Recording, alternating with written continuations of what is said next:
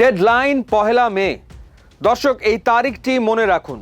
বিশ্ব রাজনীতির নজর এখন এই তারিখের দিকে, কেননা এই পহেলা মে ঘিরে এক কঠিন অগ্নি পরীক্ষায় ডোনাল্ড ট্রাম্পের রাজনৈতিক ভবিষ্যৎ।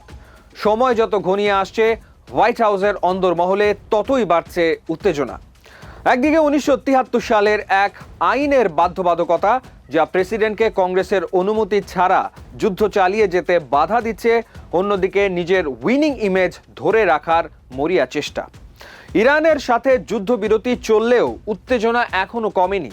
একদিকে মার্কিন নৌ অবরোধ, অন্যদিকে ইরানের পাল্টা জাহাজ জব্দের ঘটনায় পরিস্থিতি টান টান উত্তেজনা।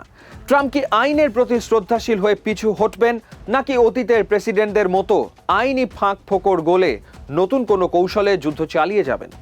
পহেলা মে ডেডলাইনকে সামনে রেখে এখন বিশ্ব রাজনীতির বড় প্রশ্ন একটাই: কি করবেন ডোনাল্ড ট্রাম্প? দর্শক, ট্রাম্প ইরানে যে যুদ্ধ শুরু করেছেন তা চাইলেও দীর্ঘদিন চালিয়ে যেতে পারবেন না। আমেরিকায় এমন এক আইন রয়েছে, সেই আইন অনুযায়ী প্রেসিডেন্ট চাইলেই আজীবন যুদ্ধ চালিয়ে যেতে পারেন না। 1973 সালের ওয়ার পাওয়ার্স অ্যাক্ট অনুযায়ী প্রেসিডেন্টকে যে কোনো সামরিক অভিযানের 60 দিনের মধ্যে কংগ্রেসের অনুমতি নিতে হয়। যদি তিনি অনুমতি না পান, তবে তাকে সেনা প্রত্যাহার করতে হবে। ট্রাম্পের জন্য সেই 60 দিনের সময়সীমা শেষ হচ্ছে আগামী পহেলা মে। ট্রাম্প সম্প্রতি ইরানের সাথে একটি যুদ্ধবিরতির ঘোষণা দিলেও উত্তাপ কিন্তু কমেনি, বরং সমুদ্র পথে অবরোধ এবং পাল্টাপাল্টি জাহাজ জব্দের ঘটনা যুদ্ধের পরিবেশকে টিকিয়ে রেখেছে। এখন প্রশ্ন হলো, পহেলা মের পর কি ট্রাম্প এই লড়াই থামাবেন? ট্রাম্পের জন্য সবচেয়ে বড় মাথা ব্যথার কারণ হলো কংগ্রেসের বিভাজন। বর্তমানে ডেমোক্রেটরা তো বটেই, এমনকি অনেক রিপাবলিকান সদস্য দীর্ঘমেয়াদী যুদ্ধের বিরুদ্ধে। গত 15 এপ্রিলের এক ভোটাভুটিতে দেখা গেছে, ট্রাম্পের যুদ্ধ করার ক্ষমতা খর্ব করার পক্ষে বেশ ভালোই জনমত তৈরি হয়েছে। রিপাবলিকান সিনেটর জন কার্টিস বা ডন বেকনের মতো নেতারা সরাসরি বলছেন যে 60 দিনের পর কংগ্রেসের অনুমতি ছাড়া যুদ্ধ চালানো বেআইনি। তাদের মতে সংবিধানে যুদ্ধের চূড়ান্ত সিদ্ধান্ত নেওয়ার ক্ষমতা জনগণের প্রতিনিধি অর্থাৎ কংগ্রেসের হাতে দেওয়া হয়েছে। ফলে ট্রাম্প যদি পহেলা মের মধ্যে অনুমতি না পান, তবে আইনত তাকে অভিযান বন্ধ করতেই হবে। কিন্তু ইতিহাস অন্য কথাও বলছে। ইতিহাস সাক্ষী দিচ্ছে, আমেরিকার প্রেসিডেন্টরা প্রায় এই ওয়ার পাওয়ার্স অ্যাক্টকে বৃদ্ধাঙ্গুলি দেখিয়েছেন। তারা যুক্তি দেন এই আইনটি অসাংবিধানিক, কারণ এটি কমান্ড ইন চিফ হিসেবে প্রেসিডেন্টের ক্ষমতাকে সীমিত করে। 1999 সালে যুগোস্লাভিয়া যুদ্ধের সময় ক্লিন্টন 79 দিন যুদ্ধ চালিয়েছিলেন কোনো অনুমতি ছাড়াই। যখন মামলা হলো, তখন তিনি স্রেফ আইনি মারপ্যাচে তা এড়িয়ে যান। 2011 সালে লিবিয়া অভিযানের সময় ওবামা প্রশাসন এক অদ্ভুত যুক্তি দিয়েছিল। তারা বলেছিল সেখানে কোনো সরাসরি গোলাগুলি হচ্ছে না, তাই এটি টেকনিক্যালি যুদ্ধ নয়, ফলে 60 দিনের নিয়ম সেখানে খাটবে না।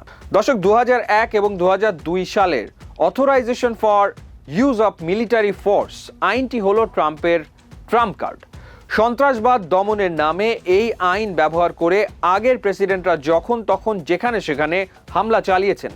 ট্রাম্প নিজেও ইরানের বীর কাসেম সোলাইমানিকে হত্যার সময় এই 2002 সালের ইরাক যুদ্ধের আইনটি ব্যবহার করেছিলেন।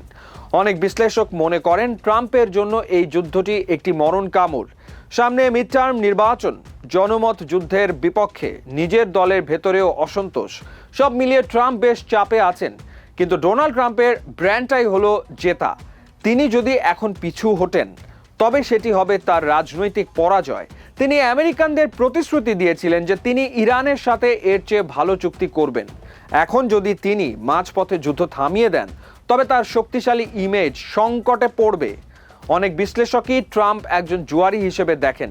তাদের মতে ট্রাম্প হয়তো শেষ মুহূর্ত পর্যন্ত পরিস্থিতি আরও উত্তপ্ত করবেন, যাতে একটি জয় ছিনিয়ে এনে কংগ্রেসকে বাধ্য করতে পারেন। দর্শক, পহেলা মে ট্রাম্পের জন্য আইনিভাবে একটি বড় দেয়াল, কিন্তু আমেরিকার ইতিহাসে এই দেয়াল টপকানোর অনেক পথ প্রেসিডেন্টরা বের করে নিয়েছেন। ট্রাম্প হয়তো বলতে পারেন যে ইরানের ওপর চলমান নৌ অবরোধ কোনো সরাসরি যুদ্ধ নয়, বরং জাতীয় নিরাপত্তা রক্ষার একটি কৌশল। অথবা তিনি 2002 সালের পুরনো আইন ব্যবহার করে কংগ্রেসের অনুমতি ছাড়াই আক্রমণ চালিয়ে যেতে পারেন। তবে দিন শেষে যুদ্ধ মানেই কোটি কোটি ডলারের খরচ, রিপাবলিকানরা যদি শেষ পর্যন্ত অর্থের যোগান বন্ধ করে দেয় তবে ট্রাম্পের জন্য এই যুদ্ধ চালিয়ে যাওয়া কঠিন হয়ে পড়বে।